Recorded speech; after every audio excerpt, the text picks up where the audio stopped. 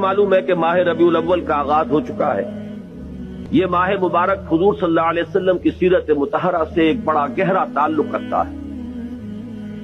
حضور کی ولادت باسعادت بھی اسی ماہ مبارک میں ہوئی، اگرچہ تاریخ کے بارے میں اختلاف ہے۔ حضور کا انتقال بھی اس ماہ مبارک میں ہوا، اور وہ متفق علیہ تاریخ ہے 12 ربیع الاول اصل میں حضور کا یوم وفات ہے۔ اور اکثر محققین کی رائے یہ ہے کہ آپ کا یوم ولادت جو ہے وہ 9 ربیع الاول ہے۔